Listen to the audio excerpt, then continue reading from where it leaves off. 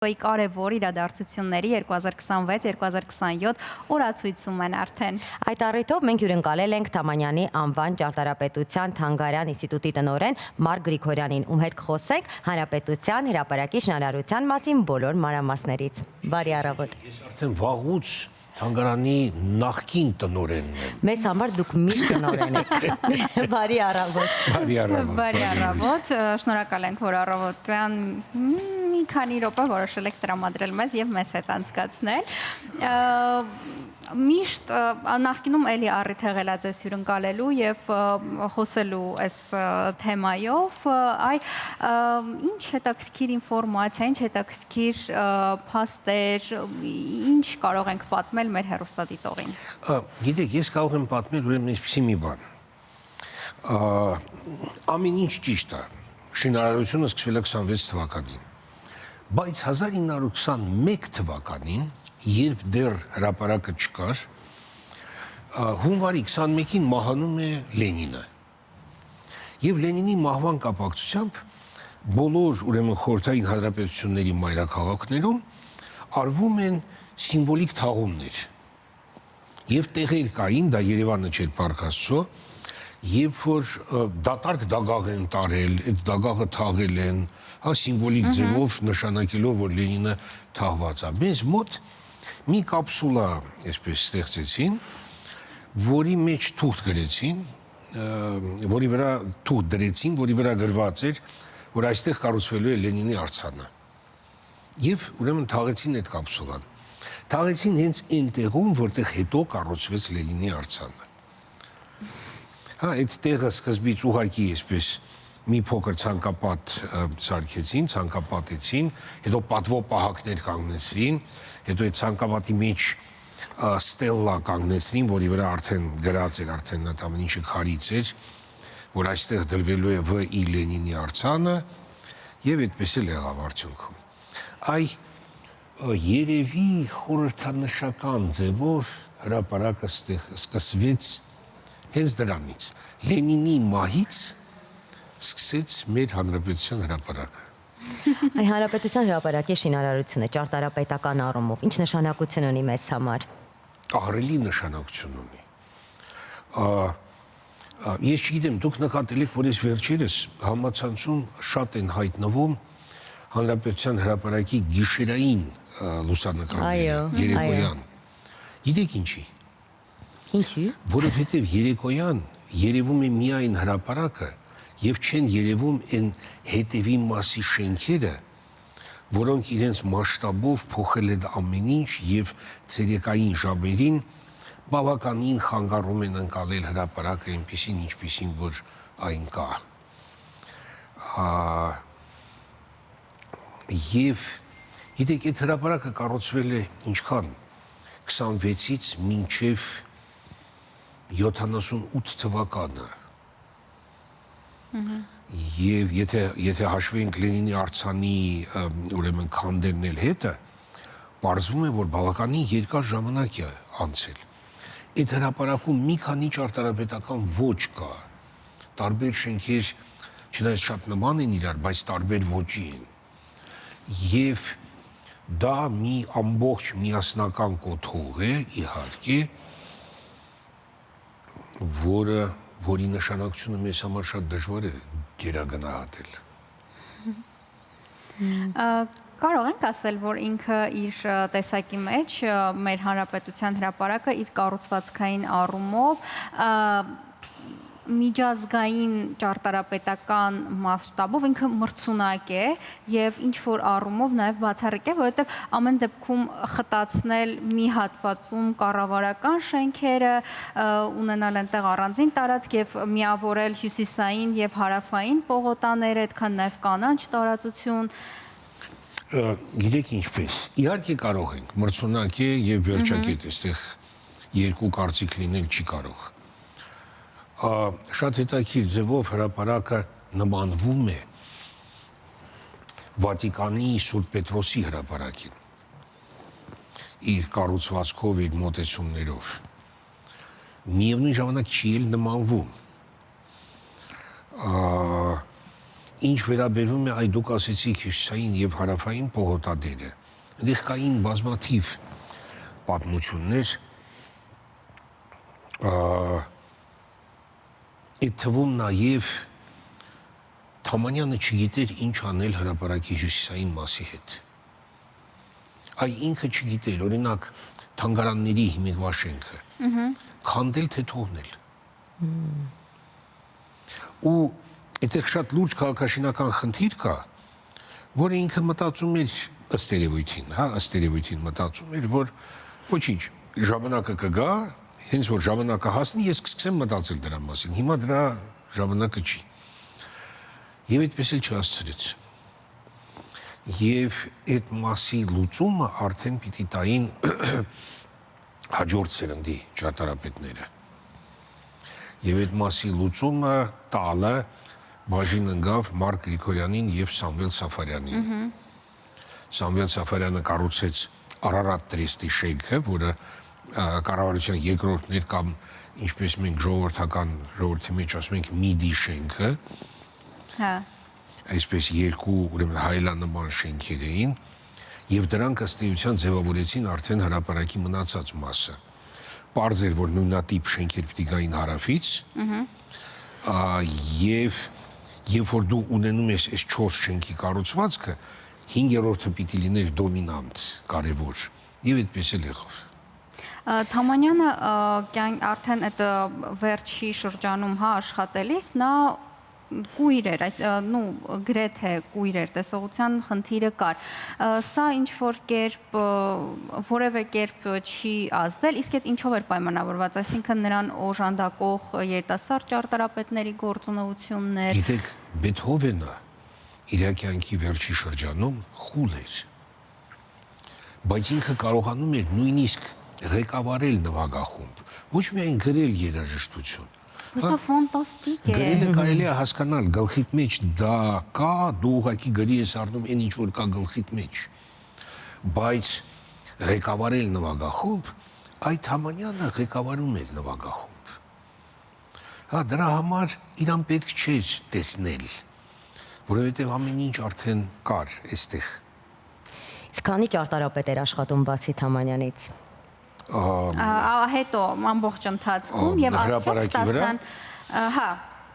ուրեմն տեսեք, Ալեքսանդր Թամանյանը, իր որդին Գևորգ Թամանյանը, ով որ ըստ էության կառուցեց կառավարության շենքը։ Սամվել Սաֆարյան, ես արդեն ասեցի։ Մարկ Գրիգորյանը։ Մի րոպե, Սամվել Սաֆարյան։ Իր հետ միասին աշխատում էին Արևշատյանն ու Ռաֆայել Իսրայելյանը։ Մարկ Գրիգորյանի հետ միասին աշխատում էին Էդվարդ Սարապյանը եւ Լևոն Միքայելյան, կարծեմ, ես ներողություն եմ խնդրում, ես իր ազգանունը չեմ հիշում, արդեն 7 հոգի հաշվեցինք։ Այո։ Պլյուս ինժեներներ, պլյուս կոնստրուկտորներ, այնտեղ մեծ թիմ աշխատել եւ աշխատել են ճարտարապետների 3 սերունդ հրապարակի վրա։ Բայց ի վերջո ստացել ենք այն, ինչը Թամանյանը ինքն էր պատկերացրել։ Ես նոր ասեցի եւ կրկնեմ, Թամանյանը չէր պատկերացնում։ Թամանյանը ուներ շատ ընդհանուր, այսպես, աշխարհայացք, եթե կարելի ասել, եւ մտածում էր, որ ինքը կզբաղվի այս հարցերով, երբ որ գա ժամանակը։ Հասկանում եք, չէ՞, այսպես ընդհանուր առմամբ դու ունես պատկերացումը, դնում ես մի կողքի վրա, ժամանակը կա, ես քեզնով կզբաղվի, հիմա սպասի։ Իսկ այսօրվա ներկայիս տեսքը արդյոք փոփոխությունների ենթարկվել է։ Գիտեք ոնց, ես գիտեմ մի քանի ճարտարապետի ժամանակակից, որոնք բառացիորեն ինձ ասում են, այդքան դատարկ տարածություն քաղաքի կենտրոնում պիտի չլինի։ Մեր քաղաքի կենտրոնում դատարկ տարածություններ կա։ Հրապարակը։ Այնքան խիտ է ամեն ինչ իմ ոչ մասնագիտական աչքին։ Ես ասում եմ, էլի, ես գիտեմ մի քանի ճարտարապետ, որոնք այդ միթն են արտահայտել։ Ամեն անգամ, երբ որ դա ասում են, ես կատվածքի եզրին եմ ելնում։ Գիտեք, իհարկե փոփոխվում է, եւ փոփոխվում է, որովհետեւ դրա շուրջը աճել են բարձրահարկ շենքեր, որոնք իրենց ակտիվ ճարտարապետությամբ եւ գույնով եւ ազդեցությամբ սկսել են ճնշել հրապարակը։ Դա խնդիր է եւ ես մեծ հույսեր եմ կապում իշխանությունների հետ, որոնք ինչ որ ձևով այդ խնդիրը կդնեն։ Դա կդրվի այդ խնդիրը մասնագետների առաջ, որպեսզի մասնագետները սկսեն լուծել։ Այնտեղ ձևեր կան, գիտեք, օրինակ, այդ հետևի շենքերի գույնը փոխել, որ այդքան ակտիվ չլինի։ Մոտեցումները փոխել, այնտեղ ճարտարապետական շատ հետաքրքիր լուծումներ կարելի է տալ։ Բայց եթե մասնագիտական, տեսանկյունից փորձենք գնահատական տալ կամ չգիտեմ, շատ շփվել եք տարբեր մասնագետների հետ, արդյոք Երևանը, մեր քաղաքը, այդքան հսկայական շենքերի մասին է, թե մեր քաղաքի դիմագիծը որպես այդպիսին ավելի կլորավուն, ոչ թե սուր շենքերի մասն է, որտեղ մի հատ բան ասեմ, օրինակ հյուսիսային պողոտայի շենքերը իրանք այսպես սրություն ունեն եւ հրապարակի այդ կորությունը մի տեսակ զուտ իմ տպավորությունները։ Այդ անկյունների մասին խոսելիս, գիտեք, դա ճարտարապետական արվեստի մի ամբողջ ճյուղ է, թև է, ես չգիտեմ, ձև է, թե ինչպես կազմակերպել շենքի անկյունը։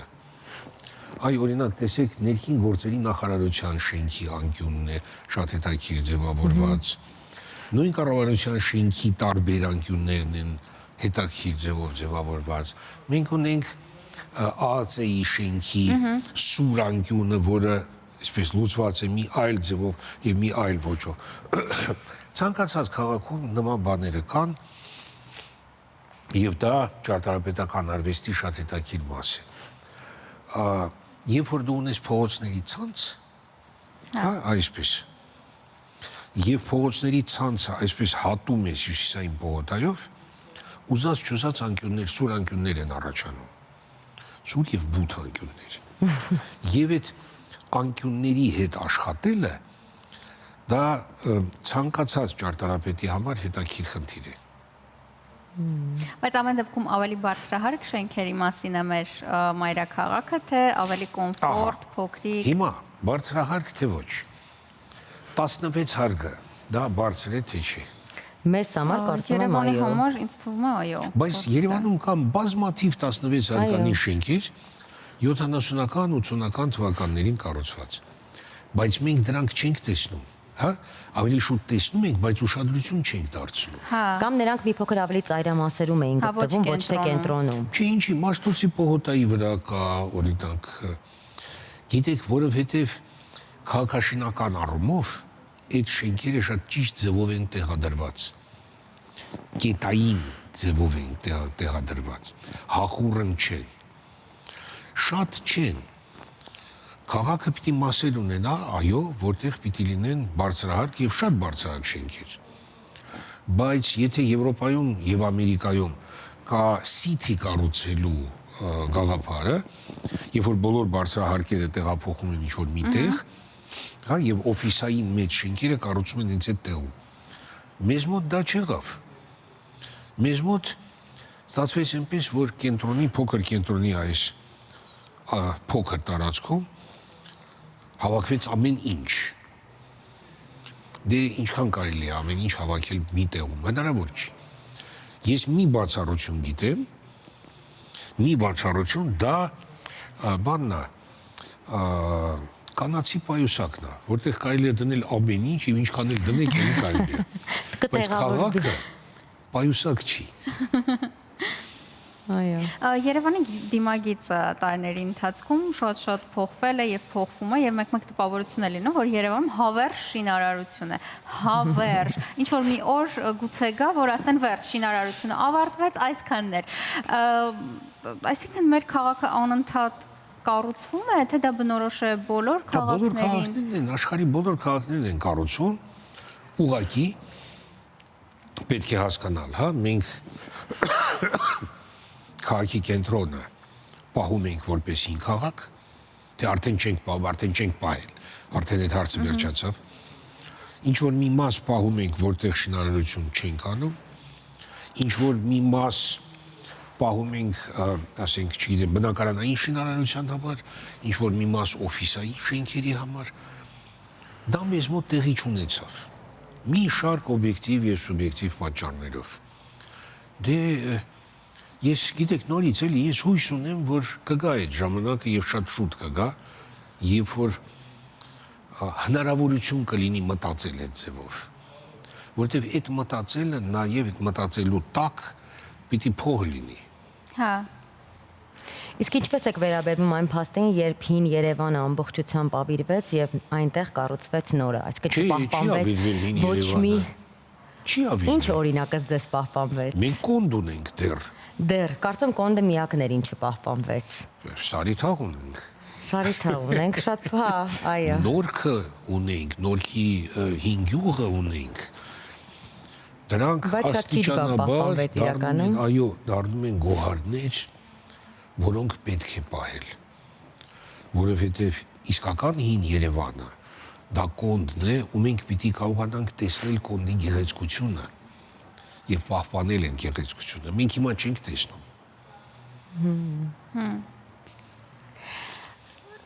Օրինակ, երբ որ հին լուսանկարներ ենք նայում, պարբերաբար հայտնվում են հին լուսանկարներ, համացանցում այնտեղ կարելի է հասկանալ, որ Երևանը մինչև Թամանյանական շինարարությունը որոշակի ճարտարապետական ու պատմական ինչ-որ շերտ ամեն դեպքում ուներ։ Անգամ Հյուսիսային պողոտան կառուցելիս ինչ-որ բաներ։ Չէ, Հյուսիսային պողոտան կառուցվել է 2000 թվականներին։ Չէ, երբ որ քանդում էին արդեն եղած շենքերը, տակից ինչ-որ բաներ էին գտնում, ինչ-որ գտածոներ, կառույցներ եղավ։ Հանրապետության հրապարակի ժամանակ այդպիսի բաներ եղել են, թե չէ։ Իհարկե եղել են, որովհետև դա կառուցապատված բավականին խիստ կառուցապատված տեղ էր։ Եվ գիտեք, ըստ էության ամեն ինչ հայտնի է ինչ էր հրապարակի տեղում։ Մանկապարտեզ կար, կինոթատրոն կար, Պտիշան կոչվող ռեստորան, բանի ջրավազանի տեղում, մի քանի երկհարկանի շենքեր, 19-րդ դարի վերջում 20-րդ դարի սկզբում կառուցված։ Եվ այսքանը։ Հա։ Իսկ հենց բուն կառուցելու ընթացքում ինչ որ բաներ ավելի հին ժամանակներից հայտնաբերվել են, բացահայտվել են կամ այդպես տեղեկատվություն եղել է։ Այ, մենք չգիտենք ինչա բացահայտվել։ Կարելի է ենթադրել, գիտեք, որ այդ շենքերը ուրեմն սկզբից պետք էր քանդել։ Հա, այդ մանկապարտեզը, կինոթատրոնը եւ այլն։ Քանդելուց հետո այդ տեղը մնաց դատարկ։ Եվ գուցե այդ քանդված շենքերի տակը ինչ որ բան հայտնվի։ Նորից ես բավականին կասկածներ ունեմ, որովհետև այնտեղ ջրատար շերտը բավականին մոտ է մակերեսին։ Հա։ Հա, այսինքն այնտեղ հին, այսպես հնագիտական շերտը այնքան էլ խորը չի։ Բայց այո, չի փորձվել, չի արվել, այո, շատ հետաքրքիր կլներ։ Իսկ շինարարության ժամանակ նախնական նախագծից շատ շեղումներ եղան։ Նախնական նախագիծ, գիտեք ոնց, հա, նորից էլի։ Եղել է ընդհանուր հայեցակարգ, այսպես ընդհանուր տեսակետ։ Այդ ընդհանուր տեսակետը անընդհատ փոփոխվել է։ Այսինքն շեղումներ եղան։ Իբր լիքը շեղումներ եղան։ Օրինակ, հրապարակից դեպի հարավ, դեպի հարավային մաս պետք է 3 այսպիսի ճուղային փողոցներ գնային։ Այս մեկը մենք գիտենք, Վազգեն Սարգսյանի փողոցն է։ Այս երկուսը չկայացան։ Այս մեկը չկայացավ, որովհետև ներես փողոցի ամեն այսպես ճառագայթի ամենավերջում կառուցվեց այսպես կոչված միլիմետրովկա շենքը Կինո Ռոսիայի դիմացին, որը ուղղակի փողոց այսպես փակեց։ Վերջ, սա չկայացավ։ Սա հենց սկզբից էլ չկայացավ եւ Արմենիա հյուրանոցը կառուցվեց արդեն ամբողջությամբ ու փակեց։ Իսկ գնայեք, ուրեմն փոստի շենքը, այնտեղ մեծ դալան կա այդ փոստի շենքում։ Այդ դալանը կառուցվեց, որպեսզի այդ փողոցը տեղի ունենա եւ դալանից հնարավոր լիներ տեսնել Արարատը։ Եվ հնարավոր էր տեսնել, մինչև այդ շենքերը չփակեցին։ Հա, հետաքրքիր է։ Իսկ եթե փորձենք գնահատել հա ՅՈՒՆԵՍԿՕ-ի կարևոր միջոցառումների, հա կարևոր իրադարձությունների ցանկում կոնկրետ այս իրադարձությունը ներառելը, ինչ է սա նշանակում, որքանով է կարևորվում, ինչ է առհասարակ սա նշանակում։ Սա նշանակում է մշակույթի նախարարության լավ աշխատանք եւ արտգործնախարարության լավ աշխատանք, հա եւ ես գիտեք կուզենայի, որ սա մեզ